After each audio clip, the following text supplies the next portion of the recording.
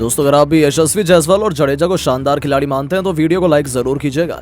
दोस्तों, चौथे test match के दूसरे दिन इंडिया और इंग्लैंड के बीच गेंद और बल्ले में ऐसा घमासान हुआ कि क्रिकेट के 150 सालों का रिकॉर्ड टूट चुका है। पहले रविंद्र जडेजा ने अपनी बेमिसाल गेंदबाजी से इंग्लिश टीम को समेटा, तो फिर यशस्वी जायसवाल ने लोन वॉरियर की तरह इंग्लिश गेंदबाजों की पिटाई करते हुए मैच का पासा पलट दिया। तो आखिर कैसे जायसवाल के विकेट के बाद भी भारतीय बल्लेबाजों ने लाई अंग्रेजों की शामत। दूसरे दिन की समाप्ति के बाद आखिर कितने रन बना चुकी है भारतीय टीम, इंग्लैंड के स्कोर से कितने रन पीछे, भारत कौन सा खिलाड़ी कितने रन बनाकर खेल रहा है, इस रोमांचक दूसरे टेस्ट मैच की अब तक की पूरी हाईलाइट हम आपको दिखाएंगे। लेकिन उससे पहले आपको क्या लगता है कि यशस्वी और सरफराज में कौन सबसे टैलेंटेड बल्लेबाज है, अपनी राय नीचे कमेंट बॉक्स में जरूर दें। दोस्तों, भारत और इंग्लैंड के बीच रांची के जैसी स्टेडियम में चौथा टेस्ट का पहला दिन इंग्लैंड के नाम रहा। शुरुआती विकेट जल्दी गंवाने के बाद इंग्लिश टीम मैच में वापसी करने में सफल रही। दिन का खेल खत्म होने तक इंग्लैंड ने 7 विकेट खोकर स्कोर बोर्ड पर 302 रन लगा दिए थे। जो रूट इंग्लैंड की ओर से अकेले लड़ाई लड़ रहे थे और 106 रन बनाकर क्रीज पर डटे हुए थे, वहीं ऑली रॉबिन्सन 31 रन बनाकर उनका साथ निभा रहे थे। जैक क्रॉली ने 42 रन का योगदान दिया। गेंदबाजी में टेस्ट के पहले दिन भारत की ओर से आकाशदीप ने सर्वाधिक 3 विकेट झटके, जबकि मोहम्मद सिराज ने 2 विकेट चटकाए। दूसरे दिन जो रूट ऑली रॉबिन्सन अपनी टीम को एक बड़े स्कोर तक ले जाने को देख रहे थे, वहीं टीम इंडिया को जल्द से जल्द विकेट चाहिए थे। लेकिन इन दोनों बल्लेबाजों, भारतीय कप्तान और भारतीय टीम की नाक में दम कर दिया। रॉबिन्सन तो टी20 की रफ्तार से एक के बाद एक चौके बरसाए जा रहे थे। नतीजा हुआ कि देखते ही देखते रॉबिन्सन ने अपना तूफानी अर्धशतक केवल 81 गेंद में पूरा कर लिया, तो वहीं गरीबी में आटा गिला। इस दरमियान इस बल्लेबाज ने 9 खतरनाक चौके तो वहीं एक तूफानी छक्का भी लगाया था, यानी कि 42 रन तो उन्होंने बाउंड्री से ही बटोर लिए थे। ऐसा लग रहा था वो टेस्ट क्रिकेट नहीं बल्कि टी20 खेलने उतरे हैं और भारतीय गेंदबाजों से वो खिलवाड़ कर रहे हैं। 100 ओवर में भी मोहम्मद सिराज को जो रूट ने बाउंड्री के लिए भेजा और 100 ओवर में अपनी टीम को 346 रनों तक पहुंचा दिया। इन दोनों खिलाड़ियों के बीच 100 रनों से भी अधिक की साझेदारी ने टीम इंडिया को मुकाबले में बहुत पीछे ढकेल दिया था। टीम इंडिया को विकेटों की दरकार थी। ठीक उसी वक्त 103 ओवर लेकर रविंद्र जडेजा आते हैं और आती इस जादूगर ने अपनी पहली ही गेंद पर रॉबिन्सन को फंसा लिया। इस बल्लेबाज ने रिवर्स स्वीप खेलने की गलती की और वो जडेजा के जाल में फंस गए। विकेट के पीछे ध्रुव जुरैल ने कोई गलती नहीं की और जडेजा ने आखिरकार टीम इंडिया को रॉबिन्सन के रूप में एक और सफलता दिलवा दी थी। वो 58 रन बना सके तो वहीं बल्लेबाजी करने आए शोएब बशीर भी ज्यादा देर तक टिक नहीं पाए और 2 गेंद बाद ही जडेजा ने इस बल्लेबाज को बिना खाता खोले पवेलियन भेज दिया। इंग्लैंड को समेटने का मन बना लिया था। अब रूट का साथ निभाने एंडरसन उतर चुके थे। दोनों ने मिलकर अपनी टीम को 350 रनों पर पार पहुंचा दिया, लेकिन जडेजा ने जेम्स एंडरसन को एलबीडब्ल्यू आउट कर इंग्लैंड की पारी को 353 रन पर समेट दिया। एंडरसन खाता भी नहीं खोल सके। भारत के लिए रविंद्र जडेजा ने सबसे अधिक सफलताएं हासिल की, तो वहीं अक्षयदीप ने 3 विकेट चटकाए। सिराज को 2 सफलता मिली, तो वहीं अश्विन ने भी एक बल्लेबाज का शिकार किया। और अब टीम इंडिया इंग्लैंड के बनाए स्कोर को जल्द से जल्द पीछा करने के इरादे से कदम रख चुकी थी। टीम इंडिया को धाकड़ शुरुआत दिलाने के लिए एक बार फिर यशस्वी और कप्तान रोहित की तूफानी जोड़ी मैदान में उतरी, लेकिन भारत को 4वें स्कोर पर पहला झटका लग गया। कप्तान रोहित शर्मा 2 रन बनाकर जेम्स एंडरसन की गेंद पर आउट हुए। एंडरसन ने उन्हें विकेट कीपर फॉक्स के हाथों कैच करवाया। उनके आउट होने के बाद मैदान में आए शुभमन गिल और उन्होंने यशस्वी के साथ मिलकर भारतीय पारी को संभाला। दूसरे दिन लंच ब्रेक तक भारत ने अपनी पहली पारी में 1 विकेट गंवाकर 34 रन बना लिए थे। यशस्वी जायसवाल 27 रन और शुभमन गिल 4 रन बनाकर क्रीज पर थे। लंच के बाद एक बार फिर से इन दोनों ने वापसी आते ही टीम इंडिया को मजबूत स्थिति में पहुंचाया, यानी शुरू कर दिया। उनके बीच एक अच्छी साझेदारी पनपनी शुरू हो गई। नतीजा हुआ कि देखते देखते टीम इंडिया ने न केवल 50 रनों का आंकड़ा पार किया, बल्कि उनके बीच 50 रनों से अधिक की साझेदारी भी हो चुकी थी। तभी भारत को 86 के स्कोर पर दूसरा झटका लगा। शोएब बशीर ने शुभमन गिल को एलबीडब्ल्यू आउट किया। वो 38 रन बना सके। शुभमन ने यशस्वी जायसवाल के साथ 82 रन की साझेदारी निभाई। उनके आउट होने के बाद रजत पाटीदार क्रीज पर उतरे। आते उन्होंने एक के बाद एक कई बेहतरीन चौके लगाकर भारतीय टीम को जबरदस्त शुरुआत दिलाई।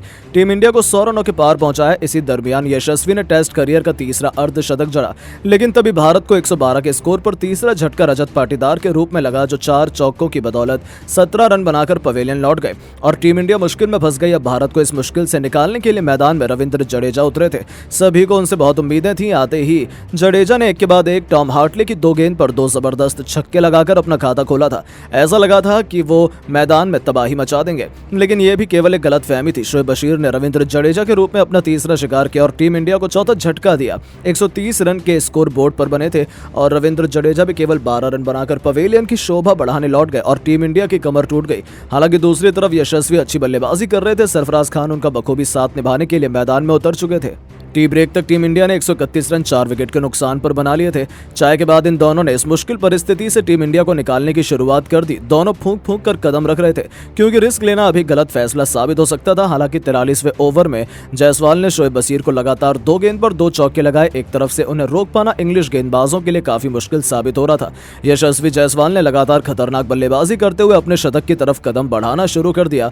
45 ओवर में उन्होंने टीम इंडिया को 150 रनों की पार पहुंचा दिया। वो अपने शतक को आगे की तरफ बढ़ने लगे, लेकिन तभी 47वां ओवर लेकर आए शोएब बशीर की फिरकी में ये खिलाड़ी भी फंस गया और क्लीन बोल्ड होकर उन्हें पवेलियन लौटना पड़ा। उन्होंने 8 चौके और एक छक्के की बदौलत 73 रनों की एक बेमिसाल पारी खेली। उनके आउट होते ही आधी भारतीय टीम पवेलियन लौट चुकी थी। अब मैदान पर सरफराज के साथ ध्रुव जुरैल की जोड़ी मौजूद थी। इंग्लिश गेंदबाजों ने तो आज कमाल ही कर दिया। बावजूद उसके इन दोनों युवा सितारों ने कमाल की बल्लेबाजी की, जिसका नतीजा हुआ कि टीम इंडिया ऑल आउट तो नहीं हुई बल्कि रनों की बारिश करते हुए भारतीय टीम मजबूत स्थिति में पहुंच चुकी है और 2 दिनों की समाप्ति के बाद मैच कांटे का नजर आ रहा है। तो दोस्तों, टीम इंडिया ये टेस्ट मैच जीतेगी? अपनी राय नीचे कमेंट बॉक्स में जरूर बताएं। दोस्तों, यशस्वी जायसवाल टैलेंट की खदान है, एक बार फिर ये बात साबित हो चुकी है जब चौथे टेस्ट मैच में भी टीम इंडिया के बड़े से बड़े बल्लेबाज अंग्रेजों के सामने घुटने टेक गए। इंग्लैंड के 353 रनों के जवाब में भारत के 2 सबसे बड़े बल्लेबाज रोहित और गिल बहुत जल्द पवेलियन लौट गए थे। उस वक्त भी मैदान में चट्टान की तरह डटे रहे 22 साल के सितारे यशस्वी जायसवाल और अपनी विस्फोटक बल्लेबाजी से न केवल उन्होंने मैच का पूरा पासा पलट कर रख दिया बल्कि टीम इंडिया की नैया पार लगाते हुए उन्होंने तो 150 साल पुराने रिकॉर्ड की भी धज्जियां उड़ाकर रख दी। जी हां दोस्तों, एक छोर से यशस्वी जायसवाल तो इंग्लैंड के लिए यमराज बने हुए थे। दूसरी तरफ रोहित केवल 2 रन बनाकर आउट हो गए, लेकिन यशस्वी टस से मस नहीं हो रहे थे। अपने सामने आने वाले सभी गेंदबाजों की अग्नि परीक्षा लेते हुए उन्होंने इंग्लैंड की नाक में दम कर दिया। एक के बाद एक कई चौके बरसाए और बहुत तेजी से अपने अर्धशतक की तरफ बढ़ने लगे। तभी आया वो ओवर जिसमें यशस्वी के बल्ले से निकला एक ऐसा छक्का जिसने इतिहास के पन्नों को पलट कर रख दिया।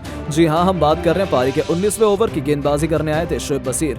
इस खिलाड़ी को अपनी गेंदबाजी पर बहुत गुरूर था, लेकिन उन्हें पता नहीं था कि सामने खड़ा कौन है। उन्होंने यशस्वी जायसवाल को छक्का मारने के लिए चैलेंज किया, उन्हें उकसाने की बहुत बड़ी भूल कर दी। बस यही उनकी सबसे बड़ी गलती थी। तीसरी ही गेंद पर यशस्वी जायसवाल ने 2 कदम आगे निकाले और उनकी जादुई गेंद को तारामंडल के दर्शन कराते हुए स्टेडियम के चौथे स्टैंड में डिपॉजिट कर दिया, वो भी 6 रनों के लिए। खिसक गई थी तो वहीं पवेलियन में बैठे रोहित से लेकर हजारों दर्शकों की भी आंखें फटी की फटी रह गई थी।